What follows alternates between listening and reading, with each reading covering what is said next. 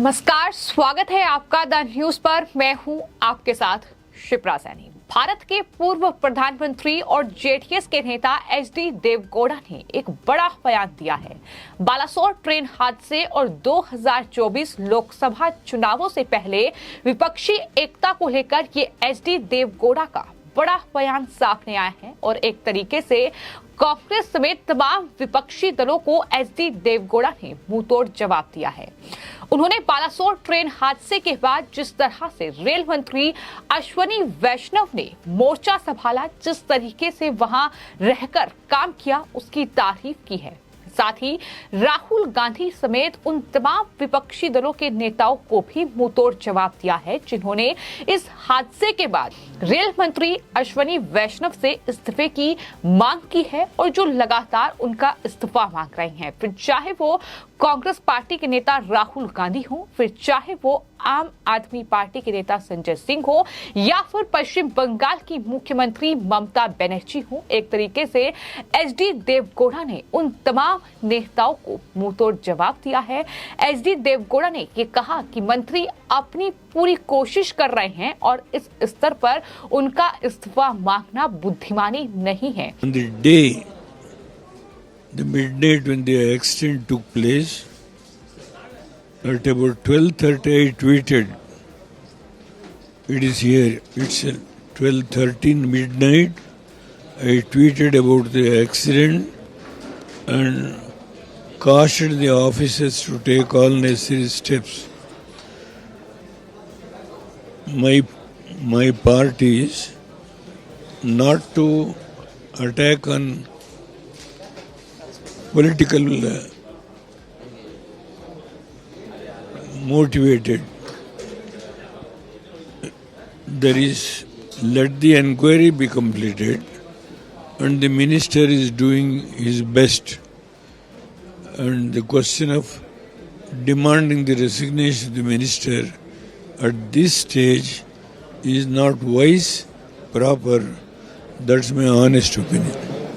Sir, as far as these all parties are coming together to fight against BJP, what is your stand on that, sir?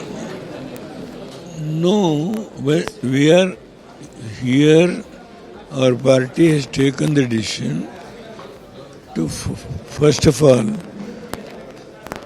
we wanted to strengthen the party in the local elections. We have not yet taken any decision on the parliament issue. HD Deve Gowda के इस बयान के बाद लोगों की भी प्रतिक्रियाएं सामने आ रही हैं। विपक्ष उनसे बहुत कुछ सीख सकता है, ऐसा लोगों का मानना है। संकट के समय में राजनीति किसी भी मामले का समाधान नहीं है। ये तमाम लोगों की प्रतिक्रियाएं जो हैं वो एचडी देवगौड़ा के बयान के बाद सामने आ रही है।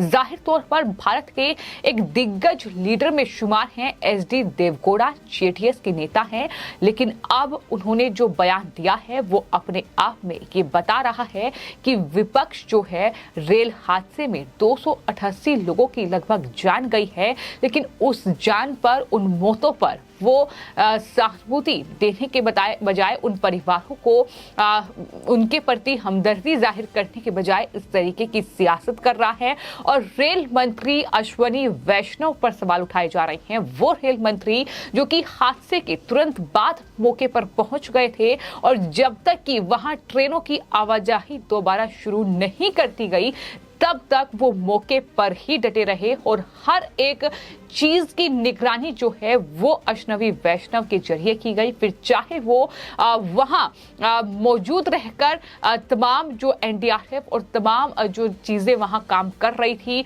उनमें देखभाल करनी हो या फिर अस्पतालों में जाकर तमाम पीड़ितों से, तमाम जो घायल लोग हुए थे उनका हालचाल पूछना हो, इस तरीके से वो मौके पर मौजूद रहे और साफ तौर पर उनके चेहरे पर भी इस बात को लेकर कहीं ना कहीं निराशा देखने को मिली कि इतना बड़ा ट्रेन हादसा हुआ। लेकिन विपक्ष जिस तरीके की शर्मनाक राजनीति इस पूरे मामले पर कर रहा है, अब उसको लेकर एचडी देवगौड़ा ने ये बड़ा बयान दिया है। मीडिया से बातचीत करते हुए जेडीएस के नेता और पूर्व प्रधानमंत्री एचडी देवगौड़ा ने ये कहा कि रेल मंत्री ने हुए नुकसान की भरपाई के लिए सभी जरूरी कदम उठाए हैं। वो अथक परिश्रम वहां कर रहे हैं। जांच पूरी होने दीजिए, मंत्री अपनी पूरी कोशिश कर रहे हैं और इस स्तर पर उनका इस्तीफा मांगना बुद्धिमानी नहीं है। उन्होंने तमाम उन विपक्षी दलों का भी जिक्र किया, उन्होंने कांग्रेस पार्टी का भी जिक्र किया। उन्होंने कहा कि वो जाहिर तौर पर इस पूरे मामले पर राजनीति कर रहे हैं, लेकिन मैं खुद इस पूरे मामले पर निगरानी रख रहा था कि आखिर क्या कुछ वहां चल रहा है और मैं देख पा रहा हूं कि जिस तरीके से रेल मंत्री वहां काम कर रहे हैं वो अपने आप में काबिले तारीफ है।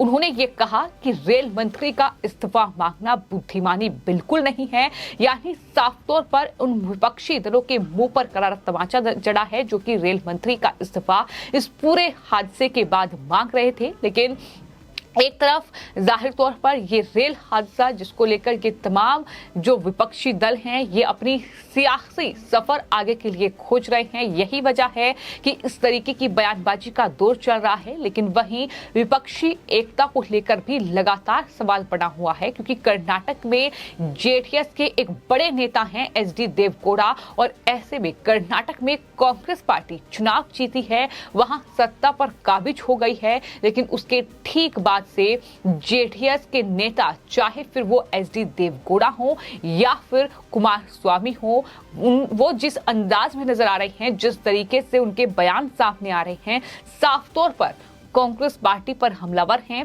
और अब विपक्षी एकता को लेकर भी एचडी देवगौड़ा ने बड़ा बयान दिया है। उन्होंने कहा है कि हमने कोई चर्चा नहीं की है, सबसे पहले हम स्थानीय निकाय चुनाव के लिए पार्टी को मजबूत करना चाहते हैं।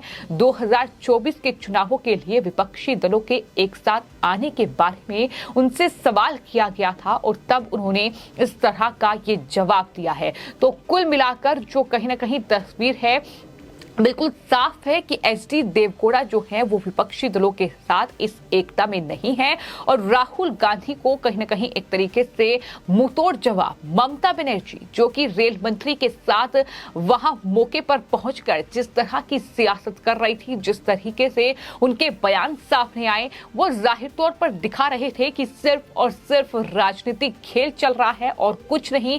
जो लोग इस हादसे में मारे गए हैं उनके प्रति कोई सहानुभूति नहीं है, जिस तरीके से मौके पर ही वो रेल मंत्री से भिड़ती नजर आई। लेकिन कुल मिलाकर अगर इस पूरे मुश्किल घड़ी में जाहिर तौर पर विपक्ष की भी ये जिम्मेदारी बनती है कि जो लोग पीड़ित हैं, जिन लोगों की इस हादसे में जान गई है, उसके परिवार को सहानुभूति मिले, उसके परिवार को मदद मिले, तमाम लोग मिलकर कार्य करें। लेकिन एचडी देवगौड़ा ने जो बयान दिया है वो जाहिर तौर पर ये बताता है कि एचडी देवगौड़ा जिस तरह के नेता रहे हैं, जिस तरीके से उन्होंने हाल ही में नए संसद भवन का उद्घाटन हुआ, पूरा विपक्ष जो था वो संसद भवन के उद्घाटन में नहीं पहुंचा। लगभग 17 से 18 पार्टियां ऐसी थी जो नहीं पहुंची। लेकिन एचडी देवगौड़ा ने ये कहा कि ये नया संसद भवन भारत की शान है और जाहिर तौर पर इस पल का इंतजार उन्हें था, चूंकि वो प्रधानमंत्री देश के रह चुके हैं। तो ऐसे में वो नए संसद भवन के उद्घाटन समारोह में पहुंचे। प्रधानमंत्री ने हाथ जोड़कर उनको नमस्कार भी किया, तस्वीरें सामने आई थी।